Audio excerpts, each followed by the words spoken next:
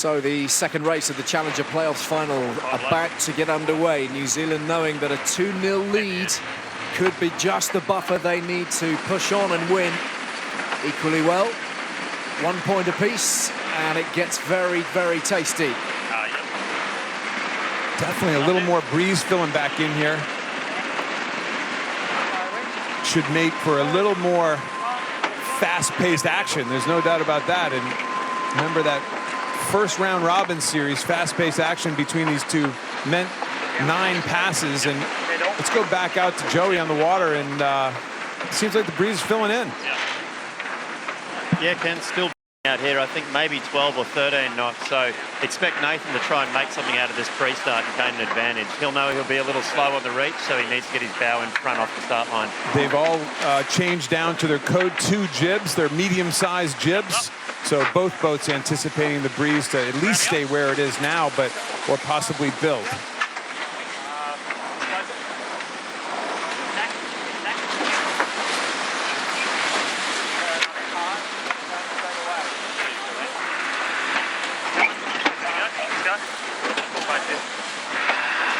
Race number 2 then of the Louis Vuitton America's Cup Challenger Playoffs final. New Zealand and Peter Burling with a 1-0 lead and bursting to hammer home this advantage. But we know, oh yes, we know how just unpredictable these races can prove to be. Nip and tuck. I'm actually getting seasick watching that camera angle. These guys are just going after each other right now. A far more aggressive starting line tactics from both boats. Emirates Team New Zealand trying to kind of get some security down very low towards the ley line. They're essentially going upwind right now. Both boats are actually tacking. There's Emirates Team New Zealand tacking to get back up there. They've decided to gap off and go for a high-speed start.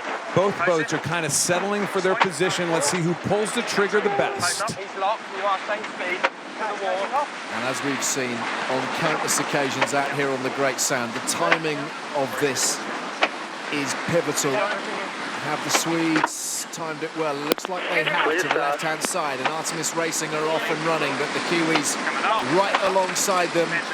Both the boats foiling early and reaching up and beyond the 30-knot mark. This is about angle into the mark right now. Artemis is actually holding them well up above the mark. The mark is way down there.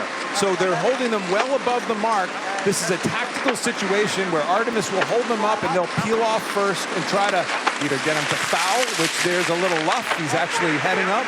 Artemis Racing fully in control right now. A little luff, get them slow and bear away. Very good match racing tactics by Nathan Outridge.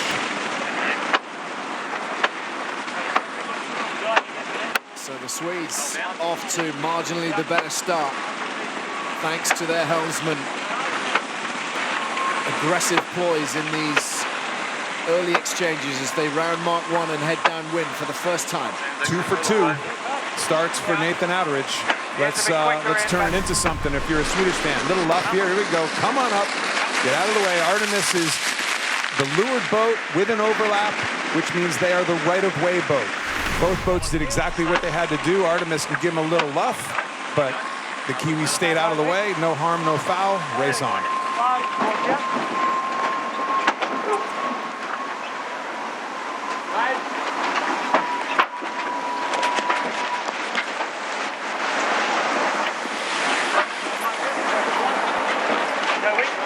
Both boats jiving almost simultaneously, and as we can see, just the slenderest of margins between the two. It's been really instructive over the last couple of weeks to see how calm the New Zealanders are when they are faced with a boat in front of them. They just know their boat speed is good. Here the heart rates of the grinders. Anders Gustafsson is all maxed out. I don't even know what to say. So their maximum heart rate is 220 minus your age, and I think he's about 12 years old. So that if that's you or me, the next thing you know is there's an ambulance on the way. I can tell you that. The lights are flashing. Kiwis following in, doing exactly what they did in that first race. Let's use our maneuverability and our speed. 2 really tight, really good rounders.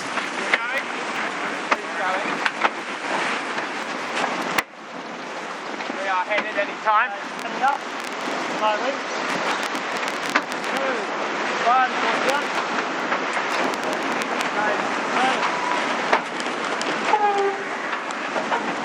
Slide wheel.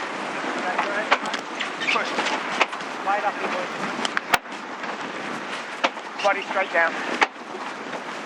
Both boats very clearly foiling through their tacks more effectively. But it's this flat-out boat speed that sometimes you see the heavier air boards, or not sometimes, all the time you see the heavier air boards possibly being a little quicker. We got to take it, all right? Look at these handholds right here on the wheel. That's the helmsman. When he puts his hand on there, the helmsman's controlling the fore and aft rate of the dagger boards, the lift or the drop in the boat. You see in his right hand, he was actually doing it there.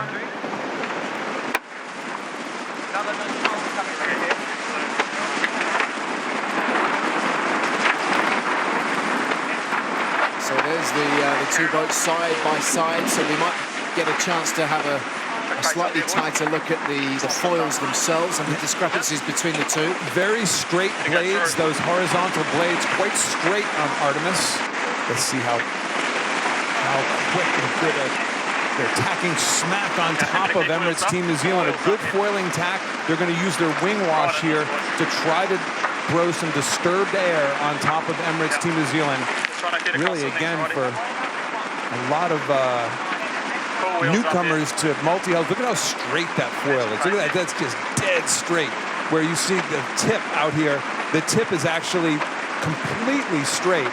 Whereas we'll possibly take a look at the Kiwis in a minute. The Kiwis definitely don't have that straight foil. Look at the bend to the foil, the kink in the foils on the Kiwis boat compared to that super straight foil that we saw.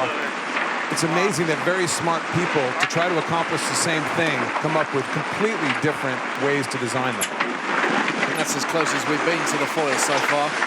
Cameras everywhere. These guys can barely breathe without us picking up something. Well, this is as close as we've seen to good racing so far here as well. 50 meters between the two. That's a less than a one mistake. You better not come off your foils and attack, or the other boat's going to pass you, or you're going to extend significantly. Body's down. Pressure inside your goobs. BMG. Just look at the grimacing faces. They are digging in here, the grinders. Just a relentless drive to the finish line really from the outset. There is no let up. And with 3 races today, depending on how much rotation they use in their squad, there's going to be some tired bodies this evening. These are brutal races on the afterguard, kind of a modern-day afterguard, of course. The helmsman and the tactician, these tight races, there is zero room for effort, or for mistakes, zero.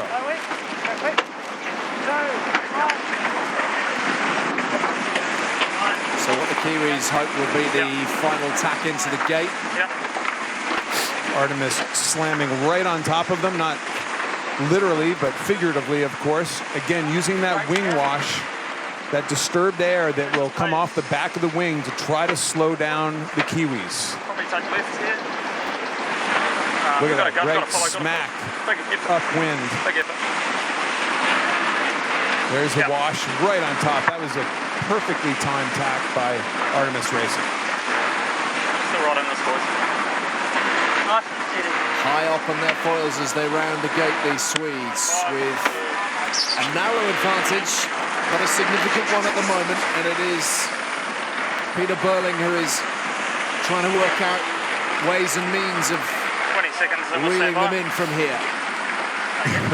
We're on board 20 with seconds, Burling then here. we'll stand by. You heard him say, hey, we're still in this, boys. It's like not a lot of pressure. Burling actually does this a little bit different. He has just a couple buttons on his wheel. He has no hand grips whatsoever. Blair Tuke actually has, there's the buttons. We don't even know what those mean. They could just be for show for all we know. Oh, he actually touched it. He pushed it with his thumb.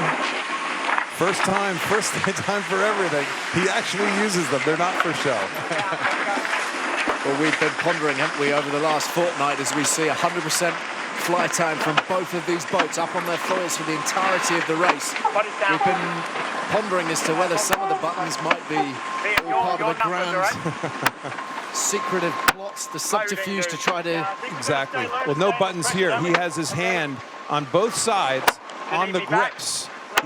Especially his right hand, right there. His right hand is on a grip that he is using to control the fore and aft rake of the dagger board. So the helmsman is in control of the dagger board for most of the time on this boat. You see his hand twisting, his right hand twisting right there. On Emirates Team New Zealand, they do it very differently. Blair Tuke, another crew member, has control of those foils. So it's really very different setup on both boats. Not just the cyclists versus the grinders, but how they adjust that very important rate of the dagger boards.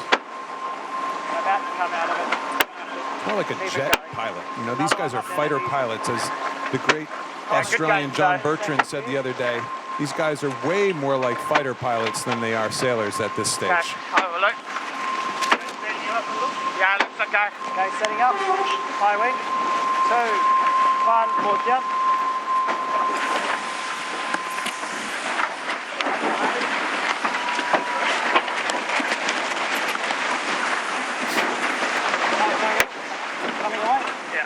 Hard down. And it goes without saying, Kenny, that crossing that trampoline at speed at 30 knots is not as easy as they make it look. No, these are athletes, and I'll tell you what, the Kiwis are not going away. They are right there. One mistake. All it takes. This is a less than a one. We keep calling them one mistake leads. This is less than a one mistake lead. Both boats have been out of the water with their leeward hulls the last time we look 100% of the time. 20 seconds, all stand by.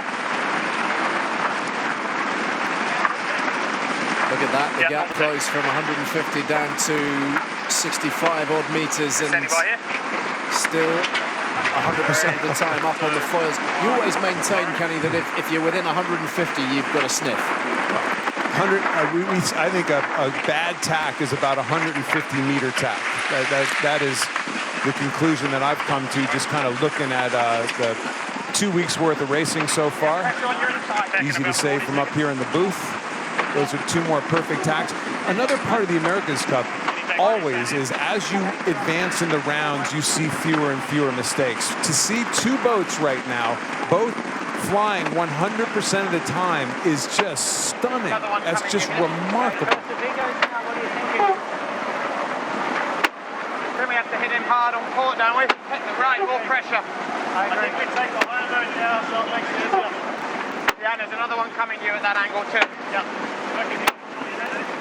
On board with Artemis Racing, a very vocal Ian Percy. Guaranteed to hit him. As the tactician, he's saying we want to hit them hard on the next tack. Hit them hard means not physically. It means spiritually hit them hard. They want to tack right in front of them, put them into a bit of a quagmire,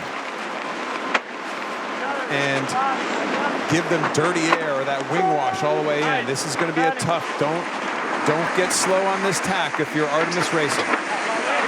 Here's the cross from the Kiwis, although the Swedes now have tapped as well, and battle is joined again. Let's check in with Joey Newton, part of Oracle Team USA. He's out on the water for us this afternoon. Joey, anything you've picked up from this race that we haven't spotted that you think might be a crucial factor? It looks like the Swedes are, well, they may just have enough to cling on to the lead they gained from the start here.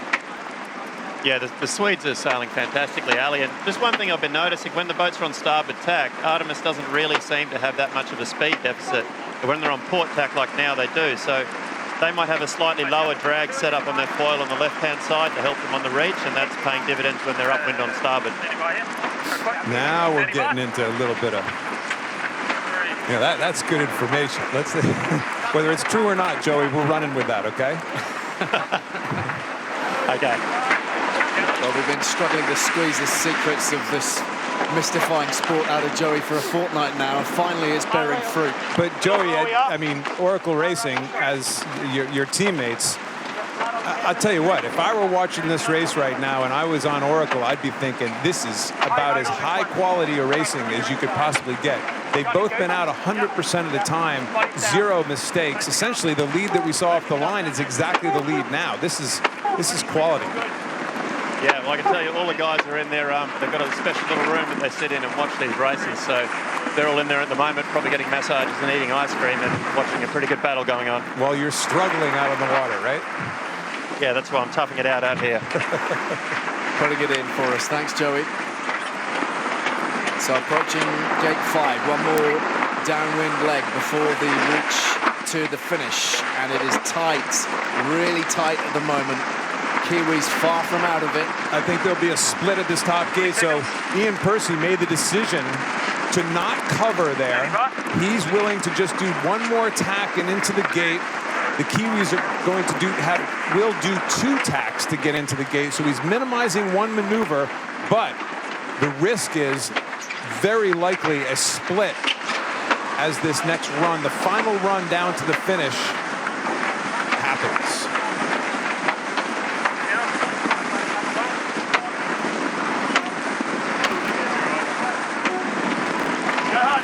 Similar boat speeds as they round the gate.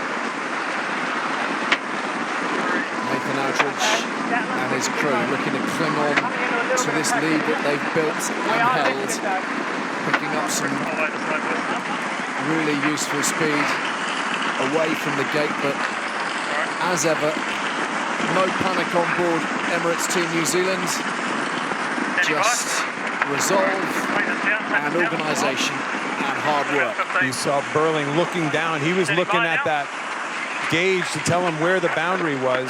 Again, no chance at a bad maneuver here for either boat. Gonna move this as fast as we can. And the Kiwis may just be reaping the benefits, although the boat speed's now very similar as they head very close to the boundary edge. The New Zealanders must be very tight to that. Very tight indeed, but safe regardless. Flawless boat handling for both boats through the entire race. Like, stunning boat handling. Yeah, in the pressure here. Yep. That mark that Artemis, darn close to split in half right there. It's actually Mark 1. That is irrelevant on the course for the rest of the race. They just rounded first. Ian Percy has moved all the way to the back of the boat. That is tactician Ian Percy right there. He's in the back of the boat. He's got his weight back aft, so he's taken himself out of the power plant, and they're actually moved their weight aft on this leg to try to rock the boat and use the foils a little more effectively. Looks like fun, doesn't it? I know you miss it, Kenny. You'd love to be doing that right now. Maybe around Ocean Drive in Newport, but I don't see myself out there in the water doing that. Still a 1 mistake lead, but Artemis should be quite close to laying this gate, getting into the gate on one more jibe, but I'll tell you what, still, Emirates Team New Zealand not going away. A little more pressure where Team New Zealand is right now. One more jibe to go, though, for New Zealand. Artemis should be laying straight in.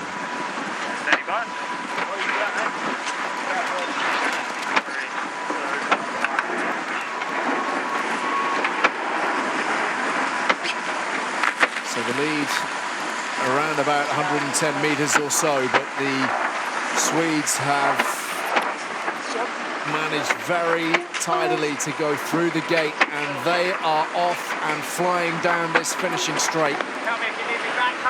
New Zealand in hot pursuit, but it looks like their challenge might be done in this, the second race of the Louis Vuitton America's Cup Challenger Playoff Final.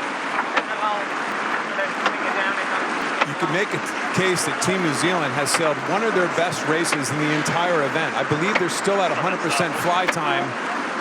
But when a boat sails as well as Artemis, they had the jump at the start. New Zealand. I was so excited for 2 100%.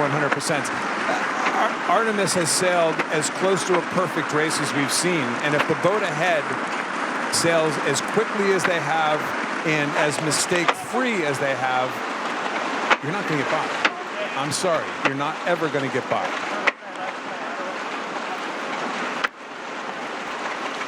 And based on, look at the numbers up on their wing.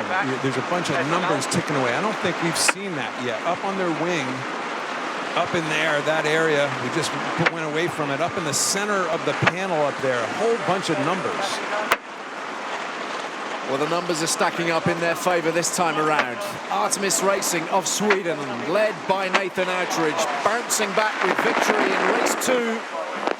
Their boat handling flawless, up on the foils for the duration of the race, and hammering over the finish line in front. 1 point apiece in the final as we see the Kiwi splash down. Game on. 100% fly time. Only the second time, I believe, we've seen a boat in the entire event go around the race course without splashing their leeward hull in the water. We got to ask Nathan here in a second, but I'm going to say that's as close to a perfect race as